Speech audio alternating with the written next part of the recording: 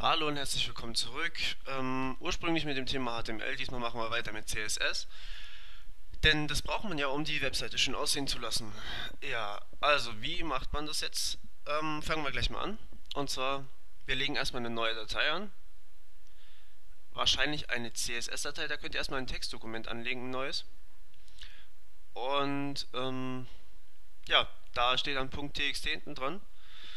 Und das nennen wir dann halt Style, aber nicht .txt, sondern, wer hätte es gedacht, .css. Ja, das machen wir. So, und jetzt kann man das ganz einfach mit dem Editor öffnen. Also ich habe hier schon ein HTML-Dokument vorbereitet, das brauchen wir dann nachher noch ein bisschen.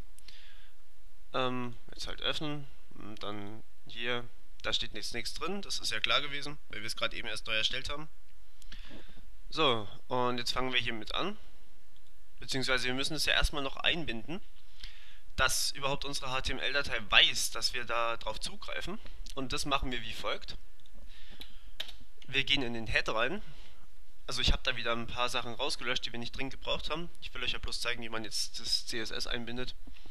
Wir schreiben da den Tag Link, rel, also der Typ, der eingebunden wird. Das ist ein Style Sheet, also eine CSS-Datei. Und wie das Style Sheet eingebunden wird, ist als Text in einer CSS-Datei. Deswegen Text/CSS. Und dann noch die Verknüpfung, also was für einen Link die Datei hat. So, jetzt müssen wir gucken, wie haben wir das Ding genannt? Style.css. So, und das war es auch schon. Und das ist auch noch ein Sondertag. Der hat auch wieder keinen Close Tag, also kein Backslash-Link, das braucht ihr da überhaupt nicht. Ihr braucht nicht mal dieses Slash hier hinten dran zu setzen. Ihr müsst eigentlich nur das so reinschreiben, das passt dann so. So, und jetzt passiert noch gar nichts. Moment. Jetzt passiert noch gar nichts. Ihr seht überhaupt keine Veränderung. So sieht übrigens die HTML-Datei aus. Ich habe hier bloß eine Überschrift reingehauen. Irgendein Paragraph, der bloß irgendwie Platz füllen muss. Und dann halt noch unten ein Bild, das wir dann auch noch formatieren können. Ja, und jetzt fangen wir hier mit der CSS-Datei an. So, also CSS ist an sich eine eigene Sprache. Ja, man muss da eigentlich auch nochmal alles von vorne verlernen, aber ich kann euch beruhigen, das ist wirklich nicht schwer. So, wir können jetzt hier die Tags, also der Name von dem Tag, den wir verändern wollen, einfach vorne dran schreiben. Also zum Beispiel wollen wir jetzt die Überschrift verändern. Da ist der Tag H1, das heißt wir schreiben hier jetzt H1. Relativ easy. Dann machen wir eine geschweifte Klammer auf. Ich hoffe, dass man das erkennen kann. Das ist eine geschweifte Klammer. Und ihr seht, da kommt auch schon so ein hübsches Zeichen, bis wohin die jetzt geht. Und dann würde ich hier sagen, wir rücken das am besten mal ein, dass man das auch erkennen kann. Gewöhnt euch am besten gleich einen guten Stil an, denn wenn ihr später mal für jemand anders was schreibt, oder jemand anders was für euch, dann ist es immer leichter lesbar, wenn man das da einrückt oder ja, generell so Sachen halt beachtet. So, und jetzt können wir hier zum Beispiel, was könnten wir verändern? Die Textfarbe könnten wir verändern. Also Color, ohne U, sondern nur O. Ja, dann sagen wir mal Blue. Also es ist wirklich, man könnte da jetzt auch irgendwie einen Hexcode für die Farbe angeben, das kommt aber später noch irgendwann, also da mache ich vielleicht noch ein eigenes Video zu. Dann, was könnten wir noch verändern? Wir könnten den Text dauerhaft mittig haben wollen. Das ist der Text Align. Also ich will euch jetzt bloß mal zeigen, wie man so ein CSS aufbaut. Ja, so. Also, wie habe ich das jetzt gemacht? Ich habe hier den Tag-Namen. Ich schreibe das vielleicht mal generell unten drunter. Tag-Name, den ihr auch in HTML verwendet. Dann eine geschweifte Klammer auf. Und unten drunter eine geschweifte Klammer zu. Und innen rein kommen dann halt die Bezeichnungen. Doppelpunkt. Und dann das Attribut, wo ihr verändern wollt. Und danach ein Semikolon. Und dann eine neue Zeile und da kommt dann halt das nächste rein. Das könnt ihr so oft machen, wie ihr wollt. Also da können beliebig viele drinstehen. Ihr könnt auch beliebig viel rumformatieren, wie ihr wollt. Also ist jetzt nicht so, dass man da nur zwei Sachen oder sowas machen kann und auch nur eine machen will. Ähm, ja, das wird er jetzt aber hier nicht nehmen, weil Tag-Name ist kein gültiger Tag. Mal schauen, was da passiert. Ich bin jetzt echt mal gespannt. Aha, er ignoriert es einfach. Aber da wir H1 schon formatiert haben, der wird jetzt blue. Also die Farbe, die Schriftfarbe wird blau. Und ihr seht, das kann man hin und her ziehen. Das ist einfach immer mittig, was euren Browser betrifft. Also der rechnet da irgendwie die Mitte aus. Ja.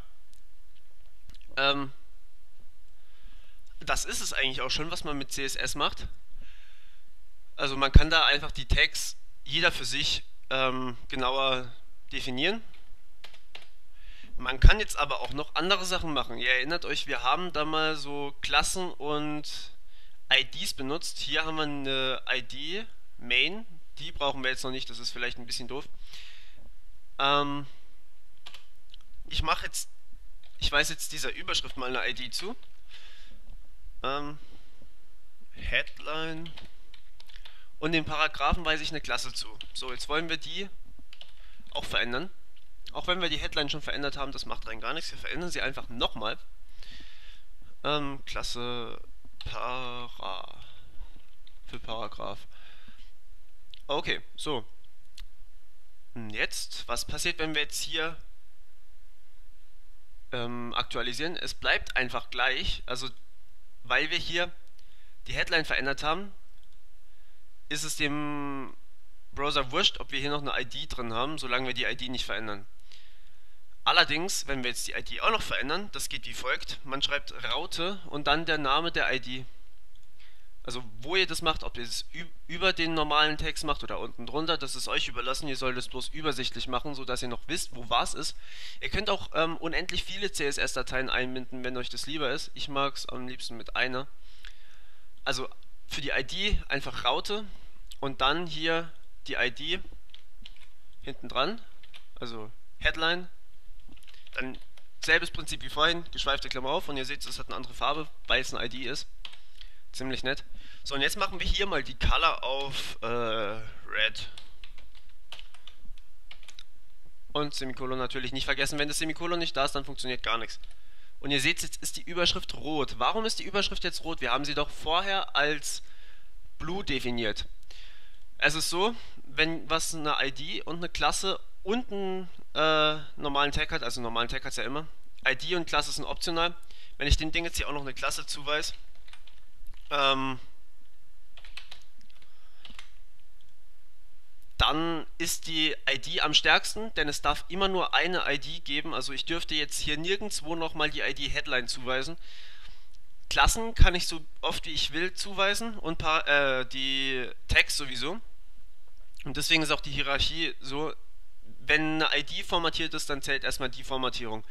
Wenn eine Klasse formatiert ist, zählt die danach, also zuerst ID, dann Klasse und dann der Tagname.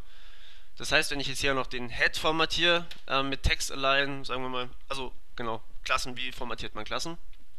Man schreibt einen Punkt vorne dran, statt einer Raute, also Punkt, dann der Klassenname, hier Head, hat übrigens nichts mit dem Head-Tag da zu tun. Geschweifte Klammer auf, geschweifte Klammer zu und innen rein schreibe ich Text-Align. Tja, Left ist das, soweit ich weiß. Und jetzt sehen wir gleich, oh mein Gott, es ist eine rote Überschrift, die links steht. Das heißt, und jetzt könnte ich hier noch eine Color reinhauen. Und man muss es nicht einrücken, muss ich zum sagen, es wird auch ohne funktionieren. Ja, Color Orange. Wie gehen die Farben aus? So, sie bleibt rot, das heißt, die ID ist am stärksten. Wenn ich die ID jetzt raushau, dann wäre sie orange und es wäre links. Und wenn ich die Klasse auch noch raushau, dann ist es mittig und blau, weil wir den Head-Tag, also H1, den Headline-Tag H1 so formatiert haben. Also als erstes, als höchstes in der Hierarchie die Headline oder halt die ID hier, dann die Klasse und dann der Tag. So, ja, das ist eigentlich auch das grundlegende Prinzip davon. Ähm, also ich fasse nochmal kurz zusammen. Man schreibt einen Tag-Name oder Raute und ID-Name oder Punkt und Klassenname. Dann immer eine geschweifte Klammer auf, dann die Veränderung und hinten dran die Attribute, dann ein Semikolon und dann die geschweifte Klammer zu. Und das kann man beliebig oft machen. Ich könnte jetzt auch noch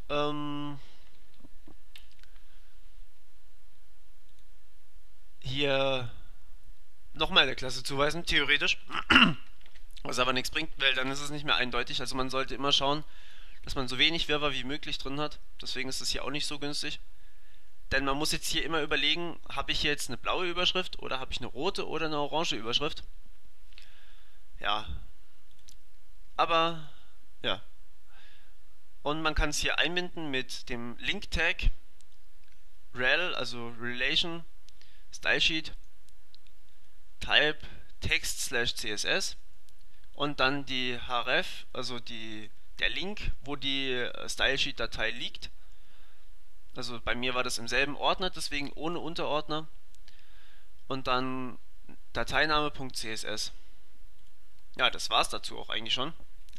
Nächstes Mal machen wir weiter mit verschiedenen grundlegenden Tags, also nicht Tags, Modifikationen, die man in CSS benutzen kann. Ja, ich nehme an, das wollt ihr unbedingt sehen, weil ihr ja unbedingt eure Website schön machen wollt und nicht einfach nur schwarze Schrift mit irgendwelchen Bildern haben wollt. Deswegen, ja, bis zum nächsten Mal.